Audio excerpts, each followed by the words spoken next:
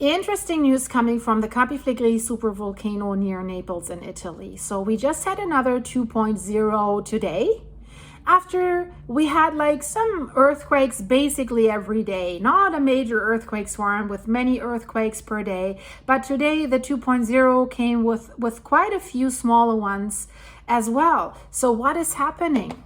We're hearing from the Major Risk Commission that is meeting all the time about this crisis in Italy at the Campi Flegrei. And what they say basically in their last meeting that they just held is that they think phreatic eruptions, something like they have seen in New Zealand and White Island, that was really a catastrophe for the tourists that have been on that island, at Campi Flegrei are a critical issue. Because even if it's only a phreatic eruption, there's so many people right there where this would happen, closer than in White Island, and way more people. And the tourists are flocking into the Solfatara, where we see the Fumaroles. This sandy area looks like a desert area. That's where most likely the epicenter will be, if the main center will be, if we see a phreatic eruption happening at Campi Flegrei. So that's why this Major Risk Commission has focused its attention on the phreatic explosions that could happen at the Campi Flegrei Super Volcano. They said that they have been addressing this issue, also consulting experts from other countries such as Japan and New Zealand, who have a direct experience with this phenomenon. Maybe they should have asked in the US as well. Yellowstone creates small ones on a regular basis. But the Commission's volcanic sector representative, Professor Mauro Rosi, said again, the volcanoes currently at the yellow alert equal to the attention threshold. So therefore, there is no risk of an imminent eruption. So if the humans say it's yellow alert, the volcano will listen. Will it? I don't think so. We've just seen it in Iceland. We've just had an eruption there. Check out my latest video, guys. It's in the end screen. They thought it's going to erupt in the same area like the last eruptions. And did it do that? Nope. It was erupting inside the defense walls of Grindavik. Thankfully, it was just a very, very short-lived eruption. Otherwise, the lava flow would have destroyed Grindavik had it lasted as long as the last eruption. But it has formed a magnificent magma dike, 20 kilometers long. So unexpected. So it's not because you say the alert is yellow. And by the way, they want to add 2 more alert levels to the yellow, so dark yellow. So we're basically in dark yellow, almost orange, right? They did this to avoid having to lift it to orange.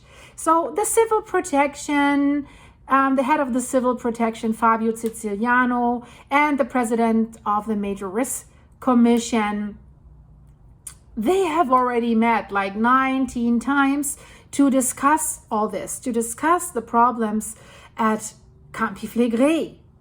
Do we see a lot of results coming out from this? I'm not so sure.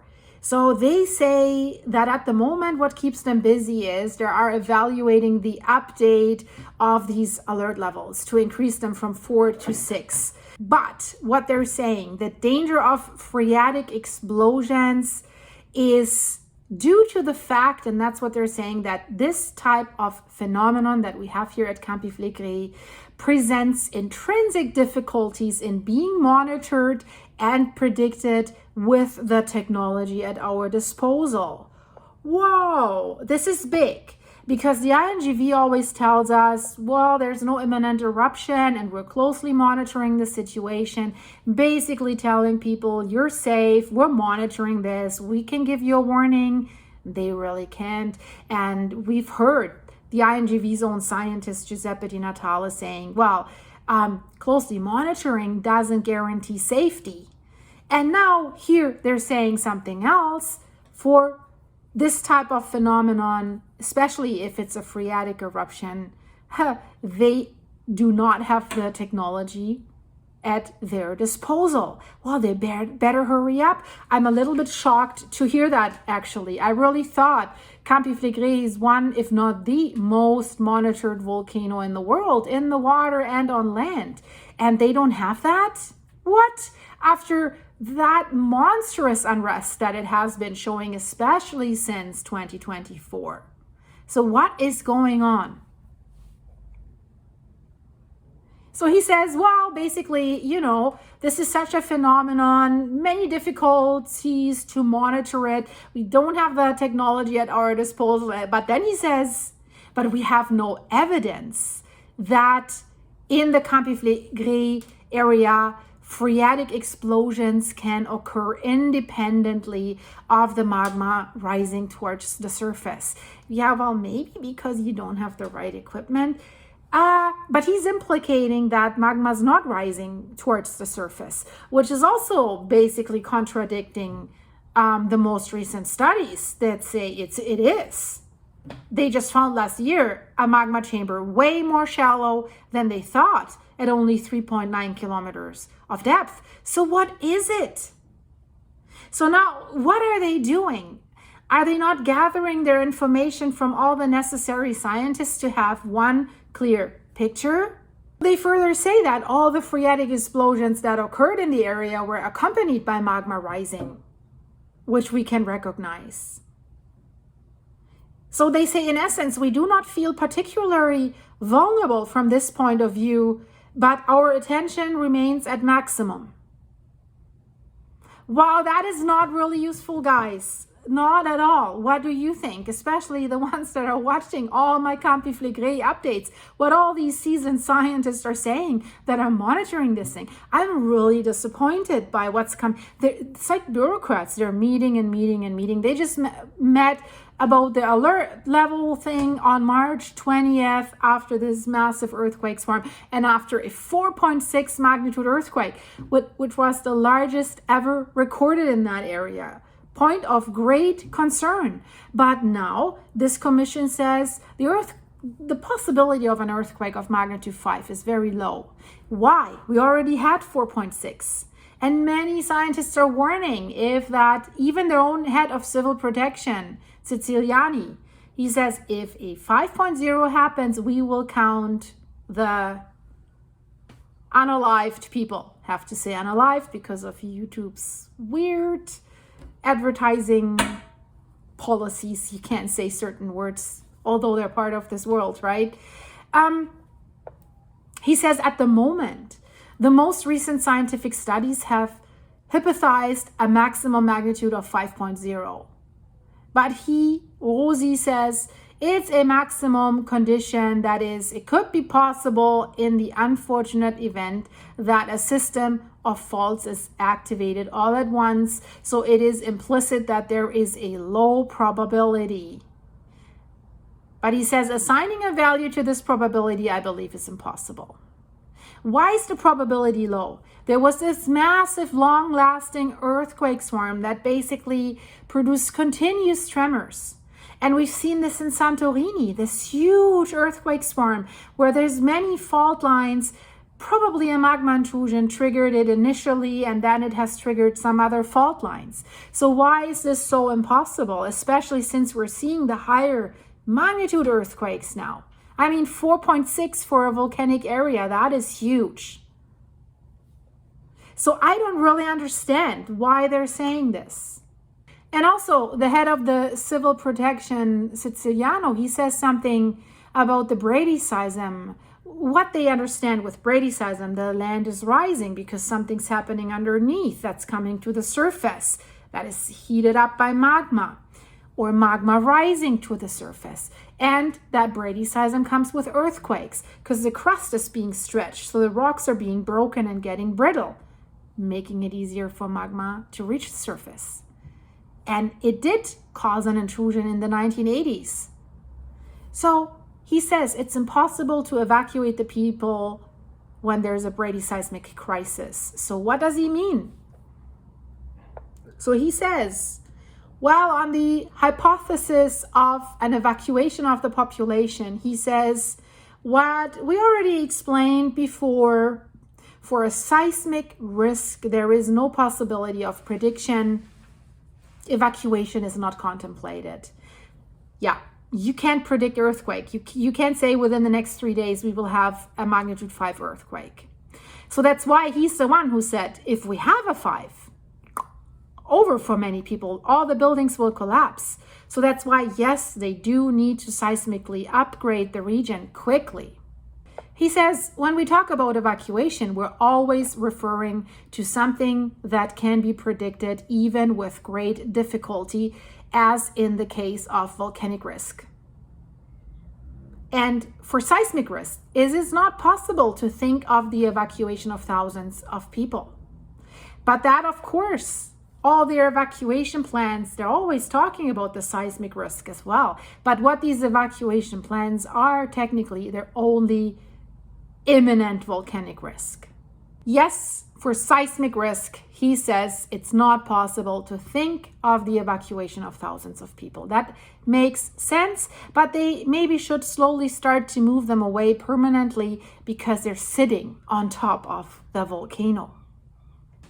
They do have different phases of their alert plan for this Brady seismic crisis, and he also said, although the phase 3 of this plan provides for the temporary removal of those people who live in buildings in which there's a risk, and he's talking about utilities being broken, like pipes and sewers.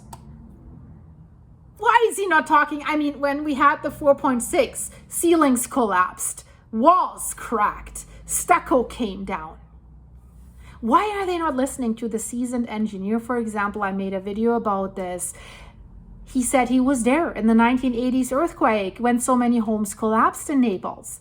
And he says these homes are so old. Basically, the bricks are not held together anymore. There is no grout between. It's dust. He said these people are leaning on each other. This is what keeps them standing. Imagine this. And he predicted, guys, everything will collapse. And in case of a volcanic eruption, these buildings will collapse on the road, blocking all the evacuation routes that they have so thoughtfully planned out. So pipe and sewer systems to be broken is not the big issue. Homes collapsing over people's heads, that's the issue. And you see the pictures in the background from the 1980s. Same area, same kind of buildings. And after this 4.6 earthquake that happened on March 13th, 970 in the very small red zone requests for inspections for vulnerability from citizens. But I'm assuring you there's more buildings that have problems. The citizens just don't notice that. So almost 500 from citizens of Pozzuoli, then 431 from Naples, 50 requests from Pozzuoli, and there have been only like less than half answered so far. So far we have 130 homes that have been declared uninhabitable. So people had to be evacuated from these structures or evicted, I would say. They have been placed in 5 shelter areas, but still in the same area, set up between the municipalities of Pozzuoli, and Naples. And now the government has allocated 20 million euros per year, starting 2025 till 2029, for the redevelopment of buildings in an anti-seismic area, so to speak, and another 35 million per year for the repair of damaged buildings. Is that enough? I'm not so sure. I think they should hurry up. There's a new bulletin out, what's happening with the volcano. The land rise has been reduced a little bit, but that's not a big sign of relief, because during the earthquake swarm, it was increasing to a land rise of 3 centimeters per month, but now it's back to 2 centimeters per month, but that is already still higher than last year with 1 centimeter per month.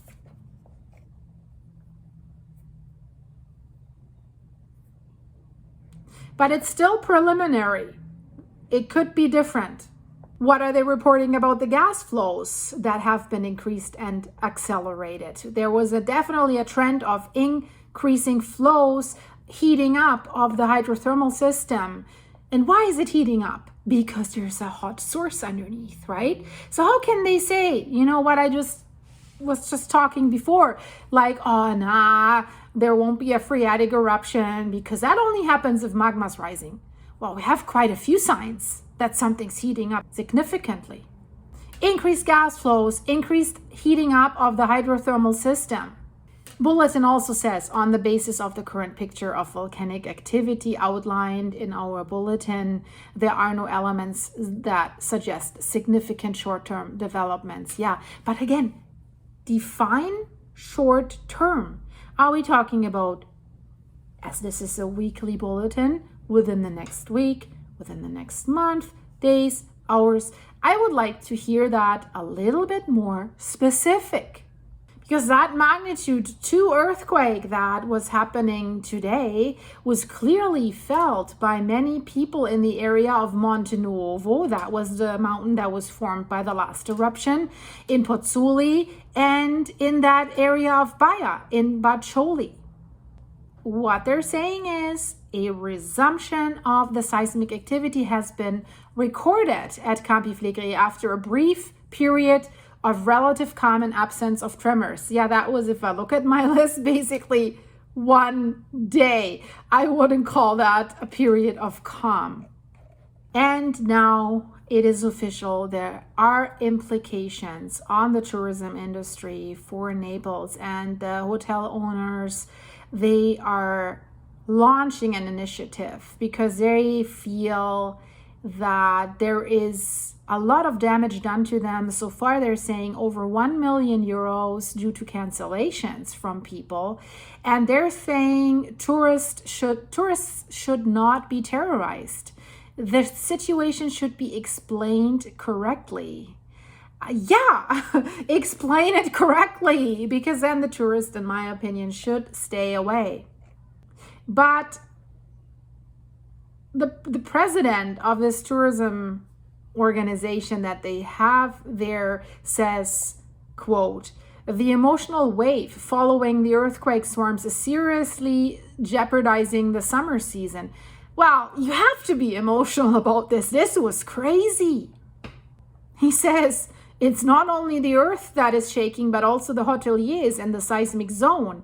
Yeah, but guys, honestly, the hotels, some of them are also very old in the same kind of building. Are they seismically upgraded?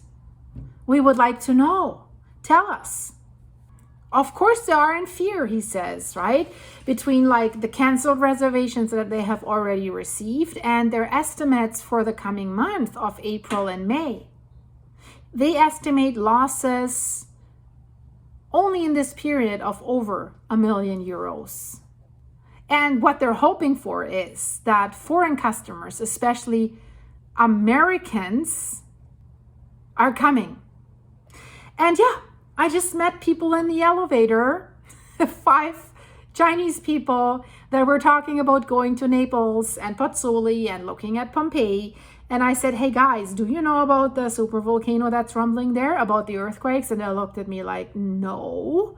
And I said, well, it's been rumbling quite a bit. The buildings could collapse. You should be safe. I wouldn't go there. And they said, well, it's only a cruise, should be fine. I said, well, if you're in the port there and a big earthquake happens or a landslide in the water, there could be a tsunami. And if there's a volcanic eruption in the water, a cruise ship doesn't really help you. Of course, yes, if you don't stay in a hotel overnight and you take the bus to Pompeii, to Pozzuoli, but still, would you do it right now? I wouldn't. But the interesting part was they didn't know. They didn't know. So tourism industry says that the last 2 earthquakes, especially the 4.6, have generated cancellations for April and May that are 2 high season months, with an occupancy that of the hotels that usually reaches figures above 80%. So that earthquake didn't come at a good time.